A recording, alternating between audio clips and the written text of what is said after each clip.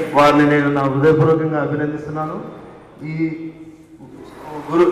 పెద్దలు చెప్పినట్టు ఇది ఒక చిన్న అడుగు అని చెప్పి అన్నారు. నా దృష్టిలో ఇది చిన్న అడుగు కాదు, చాలా పెద్ద అడుగే. మున్ముందు కూడా వాళ్ళు ఇంకా ఈ మెదక్లోని నిరుపేదలైన ప్రజానికానికి, నిర్భాగ్యులైన స్త్రీలకు ఇంకా ఆదుకోవాలని చెప్పి నేను మనసారా కోరుతున్నాను. ప్రస్తుతం ఈరోజు పండుగ సందర్భంగా మీరంతా ఆనందంగా, సంతోషంగా, హ్యాపీగా ఉండాలని చెప్పి ఒక చిన్న కారుడుగా మీకు తీపి పప్పు బెల్లాలను పంచుతున్నారు. కానీ మన సఫా బైతుల్ మాల్ శాఖ వారు ఇంకా ముందుకు వెళ్ళాలని, ఇవే కాకుండా ఇప్పుడు నిర్భాగ్యులైన పేద ప్రజానికం ఎంతోమంది మన మెదక్లో ఉన్నారు. వీళ్ళకి నిలువ నీడ లేదు, ఉండటానికి ఏమాత్రము స్థలము కూడా లేదు.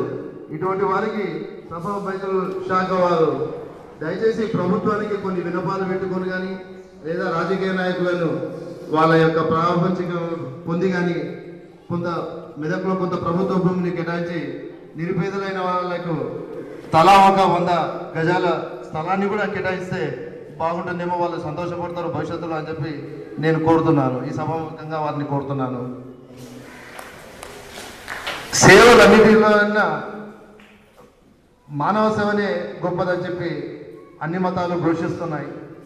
తోటి మనుషులను ఆదుకోవడంలో ఎవరైతే ఆకలితో అలమటించిపోతున్నారో వాళ్ళని ఆదుకుంటేనే అప్పుడు దేవునికి సేవ చేసినట్టుగా ఉంటుందని చెప్పి అన్ని మతాలు చెబుతున్నాయి. సాటి మనిషిని ఆదుకోలేని మనిషి నిజంగా దౌర్భాగ్యుడే నా దృష్టిలో.